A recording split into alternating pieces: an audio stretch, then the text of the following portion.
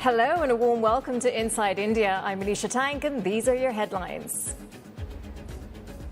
The Nikkei surges to record highs as the yen weakens towards 150 after Sanae Takaichi wins the LDP race, putting the fiscal dove on track to become Japan's first female leader.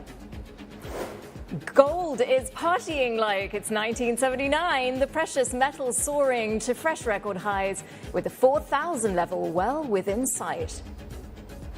And the Indian market's gearing up for the launch of two of the year's biggest IPOs, Tata Capital and LG Electronics, as the Nifty tries once again to make a run for that key 25,000 level.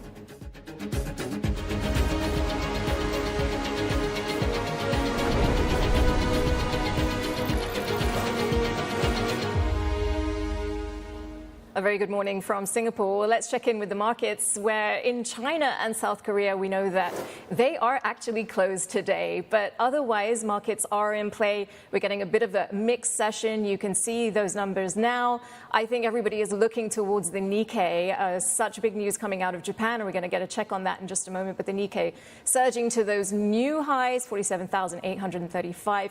We are up very strongly out of the gate. And looking forward to more action as the day goes on. Investors also keeping a close eye on gold prices. Bitcoin also, we're going to hear more about that in the show. As a bit of a safe haven play going on, investors still keeping an eye on what's happening in the US. But let's get on with the big news. A quick check on the Japanese yen as well. Seeing a little bit of weakness there, but what we want to do is check in with Kaori and Joji, who is in Tokyo standing by for more on what is behind this move in the currency. Kaori, we're hearing that Japan is set to get its first female prime minister. Exciting for you and me, definitely, but give us the details. Thanks a lot. Sanae Takaichi winning the election on Saturday to become the new head of the LDP. First time in the 70-year history of the LDP that a woman will be leading that party, and almost certain to become the new prime minister of Japan when Diet convenes in an extraordinary session, probably on October 15th. But I think it will be a very brief honeymoon period. We're seeing the return of the so-called Takaichi trade again in full force in the financial markets today. She is a conservative, she is controversial, she is pro-stimulus, and what that has meant is that we're seeing record highs again on the equity market. This is a monster rally. We saw the yen depreciate against the dollar. We're trading at dollar yen about 2 yen higher than we were going into the elections last week. And probably most critically, we're seeing movement on the JGB market as well. The 10-year benchmark JGB yield hitting its highest level in 17 years. It's also spilling over into the super long bond 40-year as well, with that ticking higher. And so I think really one to watch will be the auction, the 30-year bond auction tomorrow. And conversely, on the very short end, on the 2-year, we're seeing a little bit of a dip in yields there. But Takaichi-san played it fairly moderately going into this election, tampering down on some of her rhetoric, but after she emerged victorious, we did get a full taste of what's in store, especially in terms of Bank of Japan policy. She said, look, it may be inflation if you adhere to IMF standards, but Japan is on the cusp. So I think this is a clear signal for the incoming prime minister that she does not want to see interest rates going up. Yep. And investors certainly taking that to heart. We're seeing that, as you're saying, in that yen movement this morning. Kaori, let's talk about then what comes next with the U.S. President Trump set to visit Japan this month. What can we expect from that? I think this is going to be her first clear test because she does not have a big background in foreign policy and in the diplomatic arena, although she is a veteran in many other areas. The potential visit by the U.S. president comes, of course, at a very delicate time when the tariff negotiations have wrapped up. She has said in the past and after the press conference that if there's something that's not in the national interest for Japan, she's going to speak up. But you can interpret this to mean many, many things. I think, firstly, the focus will be on the $550 billion investment pledge by Japan, what Trump called a signing bonus. Are there going to be details emerging from that? I think the yen is going to be critical as well, because Trump and the Treasury Secretary has said that they do not want to see a weakening of the yen, because after all these months of trade negotiations were, on paper, an effort to reduce the trade balance. And a weaker yen would give advantage to the Japanese exporters. On other issues, though, for example, I mean, make no mistake, the LDP has veered clearly towards the right.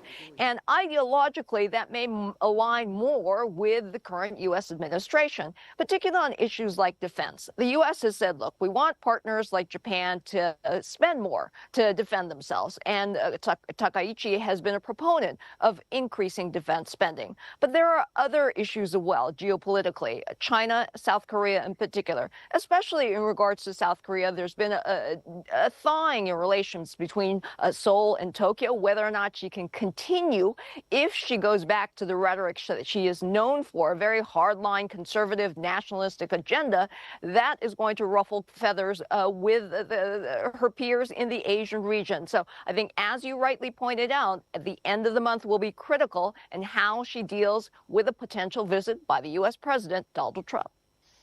All right, Kaori, good job we have you there. We will be checking in with you, I am sure. A lot to digest this morning, but yeah, big moves on the markets, and we can see why. Okay, meantime, the dollar index is breaking above the 98 level. The government shutdown definitely weighing on the currency. And some analysts saying that you cannot ignore the fact that we still haven't seen any resolution there in the U.S. You can just see the numbers now and get a sense of how this is impacting the markets, this ongoing story. Let's take a look at gold. We have some interesting moves going on there because, as a knock-on effect from that shutdown, we are seeing a bit of a move to safe havens. Gold hitting another record high. You can see that now, 3,922. That is the intraday number. And meanwhile, that safe haven demand also playing through to the world's biggest cryptocurrency, Bitcoin, hitting those new highs. Quite a bit of excitement over the weekend in response to those Bitcoin moves, and some pretty bullish predictions on where it could go from here. Now, the Indian markets are coming online in less than 40 minutes. So here's what GIFT Nifty futures are indicating at this time. That last close, 24,894. So we are looking for a stronger open from the Nifty. And it's going to be a huge week as well for India. We have some big IPOs coming online. You can see the numbers there. That indication, yeah, up pretty strongly. We're talking more than 90 points or so. There is a big offer that is hitting the markets today. Tata Capital's massive $1.75 billion IPO is now open for retail subscriptions. Now, ahead of the launch, the non-banking lender raised over $500 million from top anchor investors. So who are they? They include LIC, which alone invested $78 million. There's also Norway's sovereign wealth fund. Those shares are priced at the upper end of the 310 to 326 rupee band, and the stock is set to debut next Monday, just 7 days from now. So this is one of India's biggest IPOs this year, as the primary market stays red hot, raising over $10 billion so far in 2025. Well, speaking of non-banking lenders, in a key move for the sector, the Reserve Bank of India has granted self-regulatory organization status to the Finance Industry Development Council, or FIDC. So the FIDC, which represents most major NBFCs in India, will now help set industry standards, monitor compliance, and work with the RBI to detect early warning signs in the sector. In other reforms by the RBI, foreign investors can now use surplus funds in their special rupee Vostro accounts to buy corporate debt securities. These accounts, held by Indian banks on behalf of foreign counterparts, were earlier allowed to invest only in government securities. This move expands investment options for foreign trade partners holding rupee balances, boosting India's efforts to internationalize the rupee and deepen its debt market. Well, lucky that we have an expert in the seat to talk more about all of this. Timur Beg is the chief economist and managing director at DBS Group Research. He joins me now. I think the operative question is, what are you making of these moves by the RBI? This is clearly a very big move to make sure that India is accessible when it comes to investment for the world. Good morning, Manisha. Yes, it is a good time to do these opening up measures. If you look at India's equity market performance from 22 to 24, fantastic run. With or without foreign investors, Indians were busy investing and adding to their capital allocation in Indian markets. 25, very different year. Foreign investors are selling. Locals are also not feeling the love that much. You need supportive measures at times like this, whether it is cyclical measures like RBI cutting rates or structural measures like the ones that you just mentioned. They help sentiment. They help solidify investor sentiment both domestically and externally. There is no shortage of goodwill for Indian capital markets prospect from foreign investors, but sometimes they need a little nudge, and these are very useful nudges. Yeah, absolutely. No, it's interesting because you mentioned time. And I'm wondering about the timing. We find ourselves in a very uncertain global environment. There's a lot of shaking up going on, whether you look at it geopolitically or economically. And we also had comments from the finance minister over the weekend, which pointed to this acknowledgement that, and she talked about sort of curves of history, how this is a different curve that we're looking at. So these moves are very interesting given the timing of where we are in sort of the global cycle. So with full credit to the curve of history discussion, I would also like to hasten that this is a very America-centric drive. It's not like the whole world is turning away from trade or open markets. It's really the U.S. sort of looking inward. There is going to be inevitable spillover from that because it is the largest, most consequential economy in the world. And if they're changing their direction, it will spill over to other countries. You were talking with the Japanese Prime Minister earlier. I'm sure what's happening in the U.S. affects expectations and drivers of policy there too. Same with India. India will not necessarily turn inward because the U.S. is turning inward. It will try to pursue deeper cooperation with the rest of the world. There will be a very different set of rules in dealing with the U.S. But elsewhere, remaining open for business, letting the capital market become more dynamic, absolutely imperative, right thing to do at the right time. Yeah, so Timur, as a foreign investor looking at India right now, how has the scope changed? How has the approach changed as a result of these changes by the RBI? Look, Manisha, a year ago, the valuation metrics for global portfolio managers for India were not flashing bright green. China was. It was very cheap. Despite the geopolitical uncertainty, there are a lot of investors, especially in New York, decided to go long China, and they've been handsomely rewarded. So it's been a year during which Indian markets have remained fairly expensive. The recent sell-off, to some extent, brings the valuation down a tad. It is still pretty rich. To justify that richness, there has to be a steady stream of reforms, market-positive developments. And today's developments are in that direction. Okay, so do you think that these changes are going to impact the standing of the Indian rupee? Because we've seen some interesting moves, and obviously we're keeping an eye on the US dollar as well on that cross. But what does it say about the trajectory for the rupee from now? Seems to me right now the rupee is sentiment driven as opposed to flows driven, because on the overall flows environment, particularly with respect to current account, with energy prices being pretty low, it's very, very rupee supportive. And at the same time, we don't have any inflation issue domestically. These were the two things that used to trip up the rupee in the past. This time, that's not the case. It's more about some of the worsening of relationship vis-a-vis the US, some of the issues related to sanctions. That's where I think the negative rupee sentiment has brewed. I don't think those things go away just because the authorities are coming up with some supportive capital account measures. So that overhang stays. We are in a generally speaking, dollar negative environment. So I don't see the rupee facing massive depreciation pressure around that. But unlike some other currencies elsewhere in the region, which are seen as on the margin winners of this trade developments, Indian rupee is slightly disadvantaged. Okay, let's talk about inflation. Well, what do these changes mean, when we're looking at it in a more domestic frame? And I really want to check on that inflation. It's closer to target, but there's a sort of prudence here from the RBI. Do you think that that's the right thing? You think that's warranted? I think that for a country that has a history of volatile inflation around food, around energy, I think it makes sense to have the central bank that remains very firm on its inflation objective. That's all well and good. Is the case that the cost of capital is a problem in India, that it is getting in the way of capital formation, of businesses, operations, and so on? I don't really think so. And therefore, I don't think that cutting interest rate is absolutely the top of the priority list right now.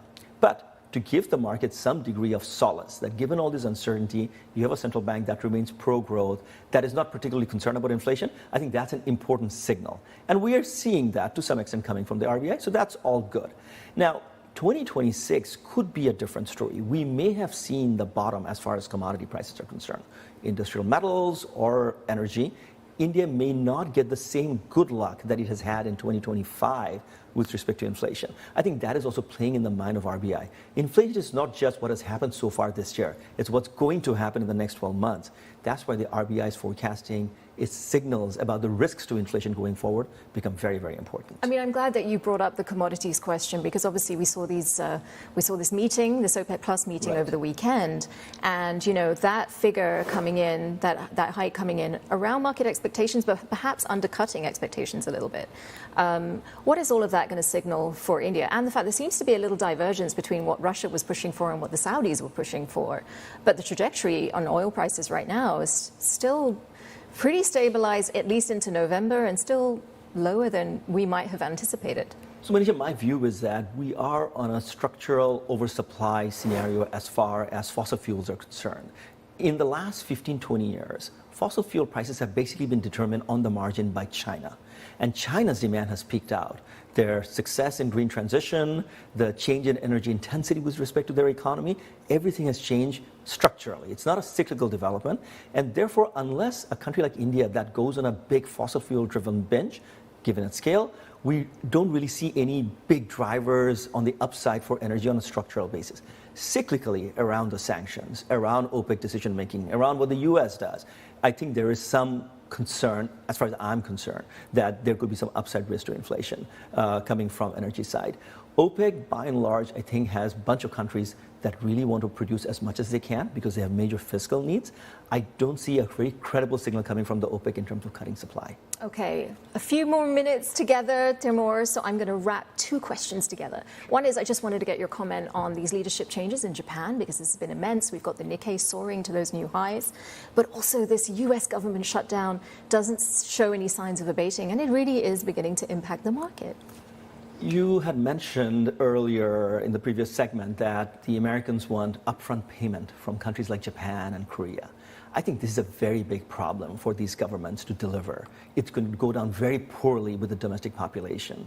With the new prime minister coming in, with LDB shifting toward the right, I'm not entirely sure there'll be a lot of meeting of the mind between the US and Japan. Just because the two countries are sort of ideologically in the same direction, also tells me that if you have the same charge on both sides, they can repel each other because they both can become more inward focused. So I'm not entirely sure today's market excitement about where Japan is going is fully warranted or not. And also, I don't think depreciation of the yen would be liked at all by Washington, D.C. So Japan has to sort of calibrate all those priorities to a very large extent. I think with respect to the U.S. government shutdown, you see this manifest. You flag the gold price, you flag crypto prices. The world is really worried about where the dollar is going, especially because there are people in the Trump administration who keep on talking about how helpful it would be for U.S. competitiveness if they could have a weaker dollar, because they believe that the whole world has been taking advantage of the U.S. by pursuing bigger than ever exchange rate policy. So they would want a stronger yen, a stronger won, a stronger RMB. If not, they will threaten more tariff. So that sort of situation, that nervousness that is there in the market, is compounded further by the dysfunctionality at the federal government level with all the shutdowns. It doesn't help the dollar story at all. Timur, thank you so much for wrapping all of that up for us. Timur Beg of DBS Research Group, always good to see you. Good to see you. Thanks for joining us on the show. Okay, coming up, we will take a look at global oil markets and President Trump's push to end the war in Gaza. Stay tuned. You are watching Inside India. We'll be right back.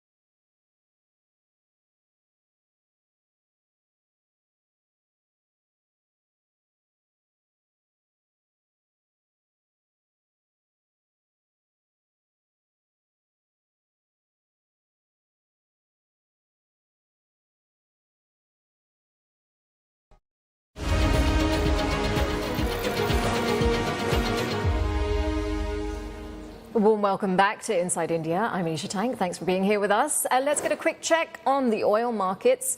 Prices rising over 1% in early Asia trade. You can see the numbers there. This after sinking 8% last week. OPEC Plus producers did announce that they would hike output in November, but by just 137,000 barrels a day. That is much lower than markets had actually feared. So we'll keep checking on those oil prices for you. But of course, in the background, a big story that is developing. A Hamas delegation arriving in Cairo for talks with the US, Qatar and Israeli officials to discuss the release of hostages as President Trump pushes to end the nearly 2-year war. Trump saying that this first phase of the plan could come as soon as this week.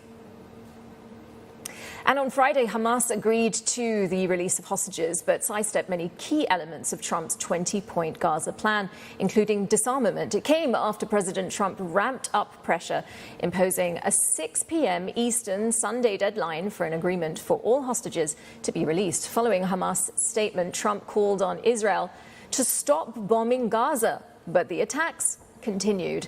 Speaking on Saturday, Israeli Prime Minister Benjamin Netanyahu sounded hopeful for the return of hostages very soon. He also added that Hamas would eventually be disarmed, one way or another.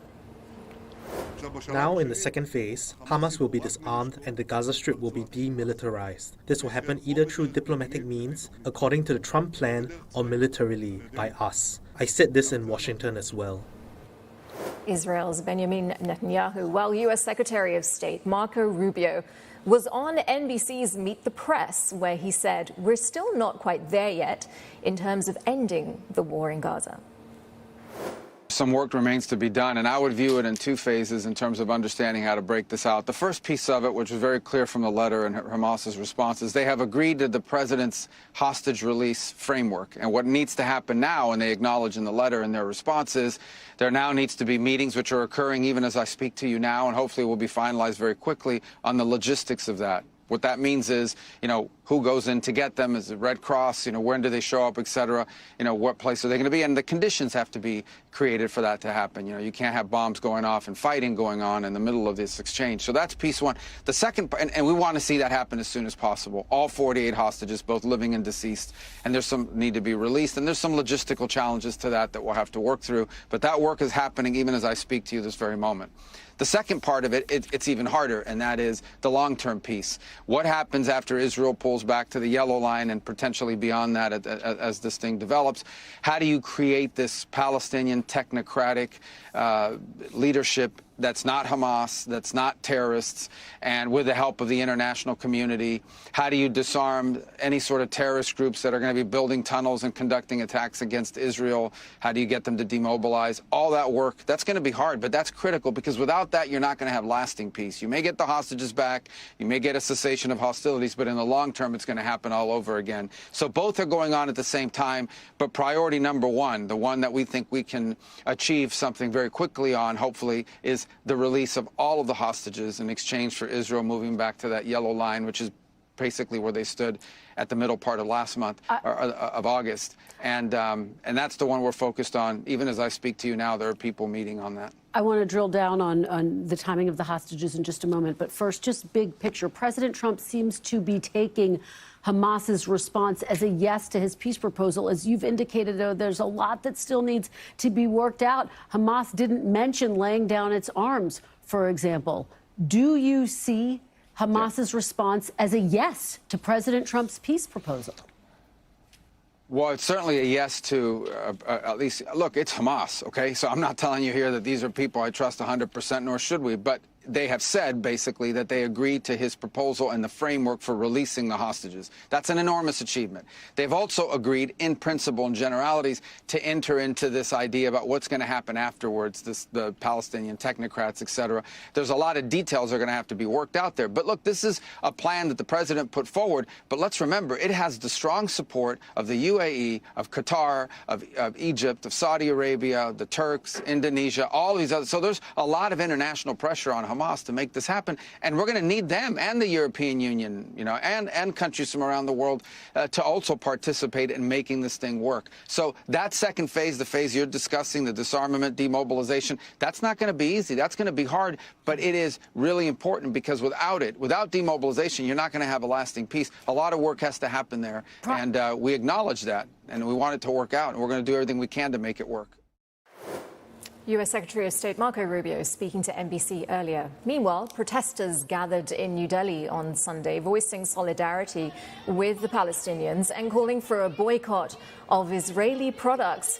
Organized by a group called Indians in Solidarity with the Palestinian Cause, demonstrators held banners and chanted slogans condemning Israel's actions in Gaza. This as Israel faces growing international criticism and genocide charges at the World Court, charges it denies, calling its actions self-defense. Coming up on Inside India, Indian battery firms are facing dumping risks as U.S. tariffs force the sector to rethink their supply chains. We'll be speaking to Harsha Vardhana Gaurineni of Amara Raja about this and the battery sector in India. That's after a short break. Just stay with us.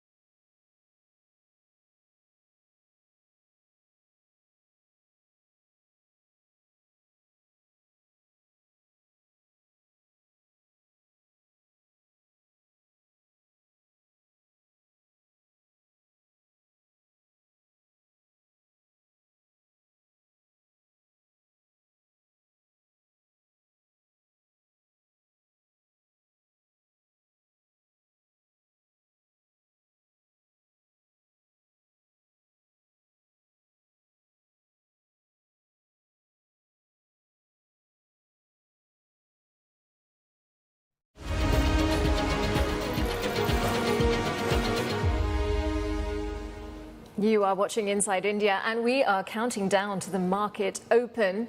This is how things are shaping up right now. So off a close Friday of 24,894, the Nifty is likely to move higher, but it will be tested this week in a very heavy one for IPOs. Quite an exciting one, actually. Some of the biggest names coming to the market with big numbers as well. The Nifty Bank has been on a 4-day winning run, more so since the policy announcements that have been made by the Reserve Bank of India, those coming on Monday.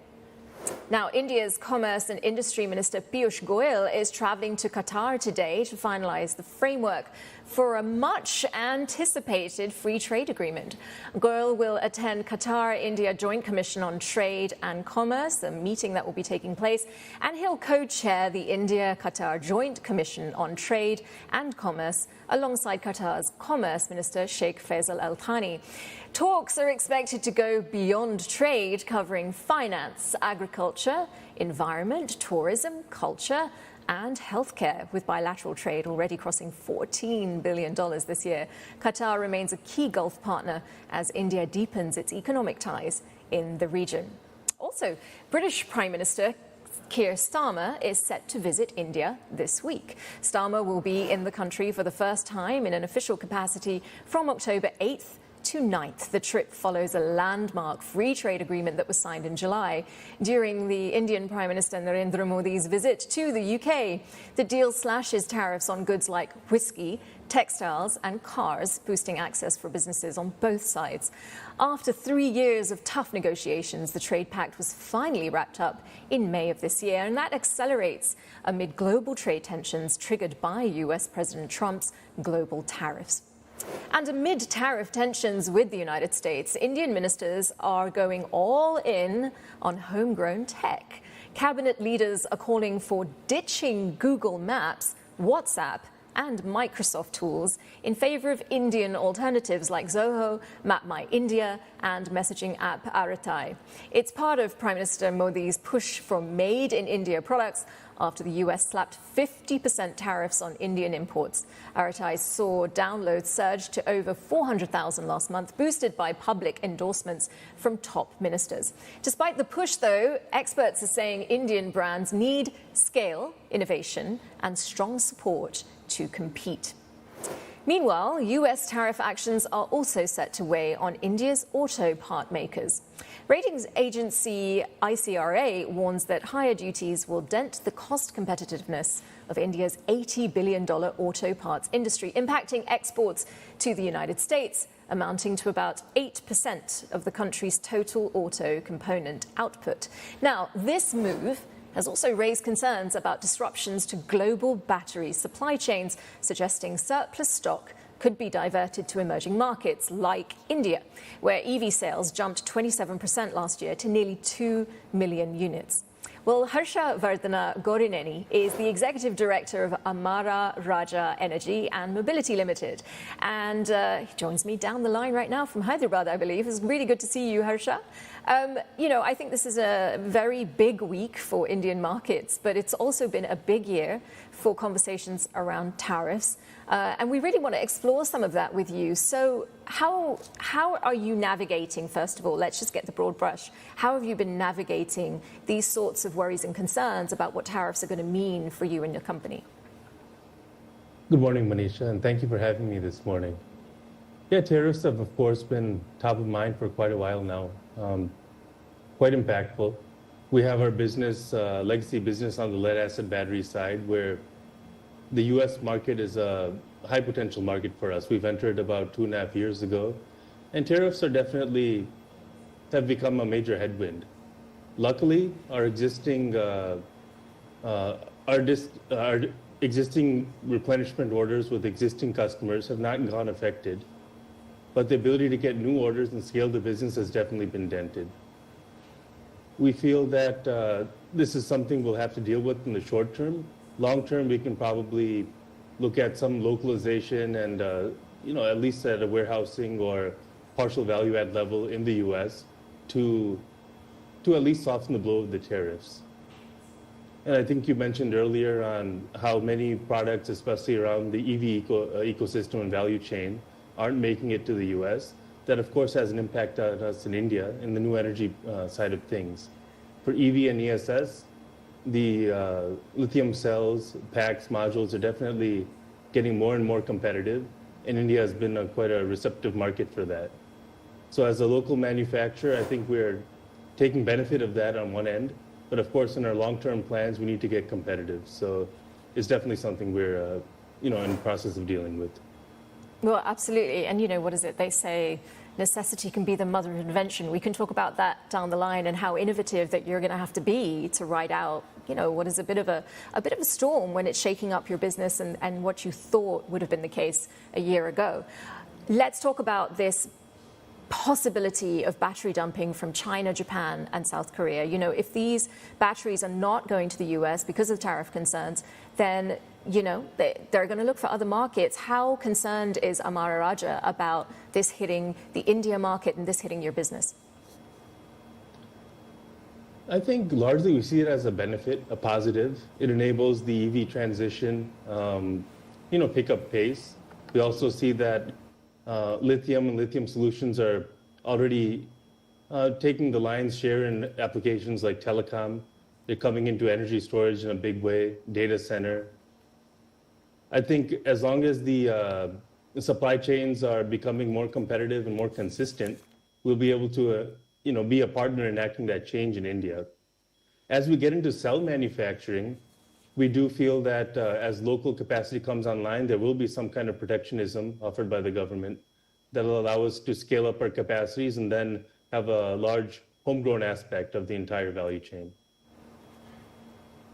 Harsha, I'm quite curious about where you go from here then. How do you navigate this new environment? If the US is going to be a challenge, what are the other markets that you might be thinking about? I think it's really interesting that British Prime Minister Keir Starmer is coming to India, and we know that we've seen EV sales absolutely rocketing in the UK, for example. What are some of the markets that you've been thinking about?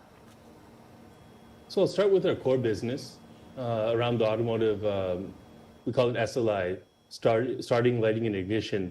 It's been our core business for the last 25 years. We're, of course, a market leader in India. We're actually the market leader in Singapore also. And we're very deep in Southeast Asia, Middle East, and Africa. So if the US is not, we're dealing with some issues with tariffs in the US. Europe is, of course, a blue ocean for us. We've made small entries and we're scaling those up. But continuing to grow in the aforementioned markets of Southeast Asia and Middle East is very important. They're high growth markets, they're remunerative, and they'll enable us to, of course, as we're growing on the new energy side, to develop those distribution channels and customer connects. In terms of how we're enabling the EV ecosystem in India, I think there's a lot of maturity that needs to come into the market, and this will be our focal point. I think looking beyond our borders is definitely something that's in our long-term plan, but not an immediate action. You talked about possible protection, with government help. If you could have that conversation, what would it be that ideally you'd be looking for in terms of protection? What would you lobby for? Well, to start with, we have the capabilities in India now to build packs in a pretty competitive way. So I think if the support starts at the pack level first, as the cell capacities come online and start getting stabilized, the support can start creeping in there as well. That way, the scale benefits of other, the scale economies of other countries, the established supply chains, the export subsidies that some of the competitor nations experience, all of these can be levelized. Absolutely. So, Harsha, look, the news, when you look at the current affairs agenda at the moment, when you look at geopolitics right now, so much of it is focusing on rare earths. A lot of it is focusing on the transition to a more sustainable ecosystem. We know that there is a lot of competitiveness out there for the raw materials that you're working with. How are you viewing that? How are you making sure that you have access to the right suppliers, that you can get your hands on the right raw materials? It's all going to be very well if the business is growing, but you're going to need to have that coming through. How are you approaching, how are you dealing with those challenges? Well, one thing is we have to accept the reality. There's a very significant portion of the supply chain and value chain right now comes out of China. And we actually leverage that for most of our business. So on one end, we have to, like you said, make sure that we're having that access. And whether it's on the materials side, the capital equipment side, technology side, we need to start de-risking ourselves. So one effort we're taking is doubling down on our technology development. We actually have an innovative state-of-the-art R&D facility coming up near the airport here in Hyderabad. That should be coming online towards the latter end of this financial year. And doubling down on our technology efforts and developing that will definitely help us in steering away from any concentration risk in the future. Absolutely. You know what I was trying to lean into, though, Harsha, was the question of India-China relations. Obviously, we've seen the shift change now. Has that been beneficial in any way? Is that opening up new conversations? Is that improving access to raw material supplies from China, which is probably one of the biggest sources? I think it's definitely provided a good deal of optimism, and conversations are definitely much more free now. I think seeing the real-world impact of that is still taking some time, but definitely that could be a game changer for us. Okay, well, good to hear. But let's talk about some of the numbers. Okay, the outlook for the year, the company reporting a 33% decline in consolidated PAT in the first quarter, ending June 30th, 2025. It's been hit by higher expenses. So how are you responding to some of that? Because obviously you've probably had to tighten belts, you've had to think about the outlook. How are you dealing with these pressures? Well, the depressed margins are definitely a concern. We've experienced inflated input prices, especially around certain lead alloys. We know that antimony price has skyrocketed. So some of this was absorbed. I think we've seen our profit margins at the lowest. We'll be recovering from there. We've taken efforts to control what costs are in our control, getting a lot more efficient with our operations. Of course, sales are growing. So I think in time, we'll definitely recover to our typical margins. All right, let's talk about the lithium cell production factory. This is part of your strategy to explore different battery chemistries. This is to offset this rare earths crunch. In Davos in January of this year, this announcement that the manufacturing facility would be operational in the next 1 to 1.5 years. But we've also had a report, I think this was in June, saying that you had postponed that launch to 2027. What's the bottom line here? What has been your progress on this production facility? Sure. So we have a series of capacities that are coming online. We have our customer qualification plant, which is normally we talk about the giga scale, but this will start in the mega scale. It's a plant where we'll be able to work with different chemistries, different manufacturing processes, and maintain flexibility while we're doing our technology development and building confidence with the customers. So this facility will be coming up towards the end of this financial year. And we also have started progress on the first phase of our gigafactory. That will take time. We are starting with the NMC technology, cylindrical. That'll take, we'll see that coming online in 2027. So between the two, we'll be making our own cells soon, and we'll be in the market with that. That being said, we already have an established pack facility that's been operational. That's catering to different mobility applications. So this is all based out of our Divtipalli location, just about an hour and a half outside of Hyderabad. Okay, so all things being equal, we can hope for some updates from you on that, and hopefully it stays on that curve, that progression curve. Let's just talk about the impact of GST cuts on batteries, obviously lowering cost, boosting competitiveness. What is that competitive landscape looking like, and what has the uptake from consumers been? Well, it's definitely a very welcome situation for us. The affordability of all products, and in this case, batteries, enables customers to, of course, go for their preference and specifications. They can look at different levels of performance, and it also really cuts into the unorganized sector, which of course has been existing outside of the entire tax ecosystem. So bridges that competitiveness. For our business, it definitely enables uptick in sales. It's barely been a few weeks, but the lead up to that has definitely been indicative of the pace that we'll see soon. that consumerism will definitely start picking up. Okay, speaking of things picking up, it's a really big week for the market. Some huge IPOs coming to the market in India this week. But there is a really strong sense, and we had comments over the weekend from the finance minister as well, a very strong sense of India's growth potential. In fact, the finance minister saying that by 2047, you need to be reaching growth rates every year of 8%. When you're looking at that kind of narrative for India, what sort of aspirations do you have for the business within that ecosystem, within that environment? I think those are definitely exciting goals and expectations to set for ourselves as well. We've been growing at a double-digit growth, and we're going to be sustaining that through, of course, building our new energy business on one end and sustaining the existing lead-acid business. I think it allows us to really push ourselves.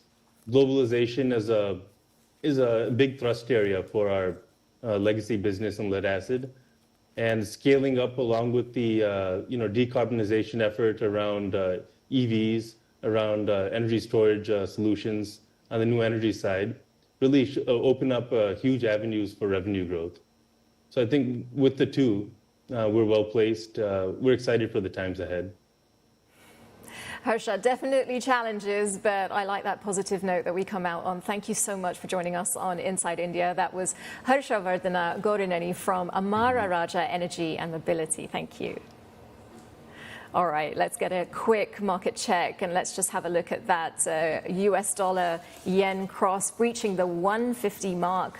Briefly, we're keeping an eye on this one on interest rate expectations after the incoming new leadership in Japan. We've seen the Nikkei at record highs as well. It's been a big day on the markets over in Tokyo. Meanwhile, Indian markets joining the trading day. We're going to look at some movers in Mumbai. That's after a short break. We're going to be back in 2. Stay with us.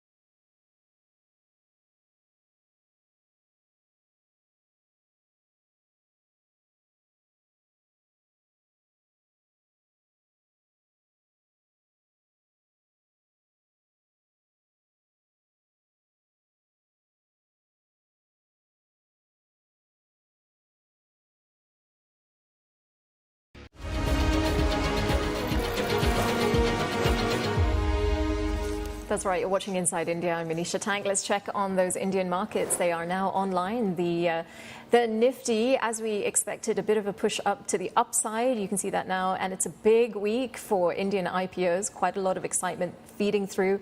We're going to have more on that just ahead.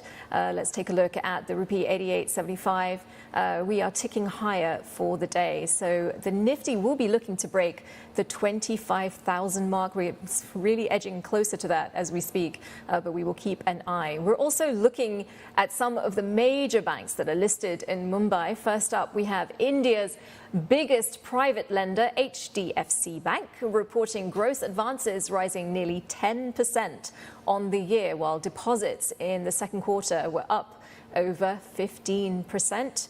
Kotak Mahindra's net advances also jumping around 16% on the year in the last quarter.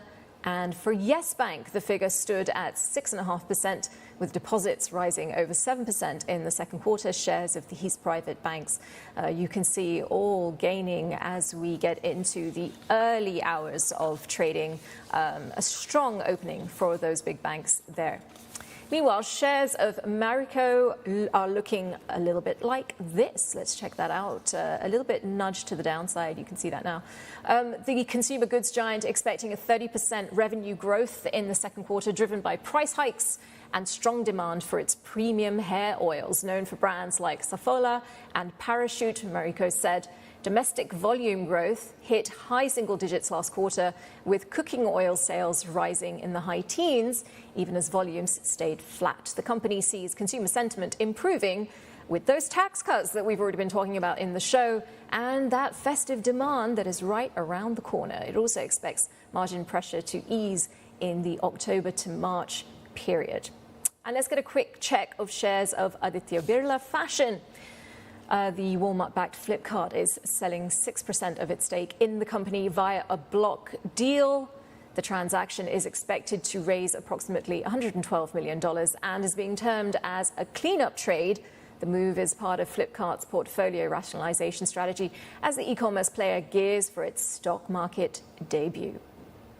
All right, it's less than a month after Super Typhoon Gaza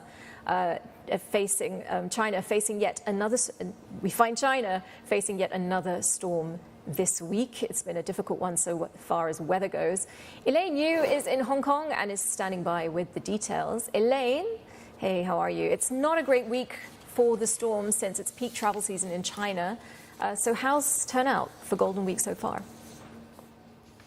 So before the typhoon disrupted parts of the southern coast, the holiday was actually setting records. China's national railway recorded 23 million passenger trips on the first day of this 8-day holiday, and that set a new single-day record and was up around 8% year on year. And the Ministry of Transport is expecting more than 2 billion passenger trips across the country throughout this Golden Week holiday. So that's a massive movement of people. So it does signal some pickup in travel demand. But now Typhoon Matmo is hitting southern China right in the middle of this holiday. And this is the 21st storm with the name of the Pacific typhoon season this year. And it brought heavy downpour, strong winds, and travel disruptions as millions of Chinese residents in the region are on the move. And the timing isn't great, as you say. For those who are planning a tropical beachy getaway in Hainan, the disruptions were greatest there. The tropical island province canceled flights and had to shut down businesses and public transport over the weekend, and people and cars were wading through flooded streets in this holiday hub. And around 350,000 people had to be evacuated in Guangdong and Hainan. And this storm also caused severe damage to the power grids in another southern port city in Zhanjiang, and that led to power outages as well. And already this summer, the severe weather, including floods and typhoons and heat waves, have caused huge direct economic losses in China, and the impact from natural disasters in July were more than the first 6 months combined this year. And now China's top economic planner, the NDRC, has set aside $28 billion for this typhoon and the recovery efforts there. And Manisha, back to you. I have to say, Elaine, I used to live in that part of the world, and I can understand like these typhoons seem to be getting more and more intense. It doesn't surprise me how much this has impacted the movements, but a little bit of a handbrake turn. And I wonder whether the typhoon has offset this at all. Usually we look at retail sales during Golden Week. Are we seeing demand for mooncakes up, or actually is the weather really impacting that prospect? So we'll see how much after this holiday wraps up, how big of a dent this storm is going to make on this national holiday. But it's not just domestic travelers that China is aiming at. China's cruises have actually seen an increase in foreign visitors this holiday, including tourists from South Korea, which make up a significant part of these visa-free visitors. That reflects the impact of China's expanded visa-free program. So it's aiming at those foreign visitors to help boost the economy as well, Manisha. All right. Well, I'm sending you virtual mooncakes. Elaine, thank you so much for that update. That is all the time that we have today on Inside India. I'm Manisha Tang. Thank you for joining us. Keep watching CNBC.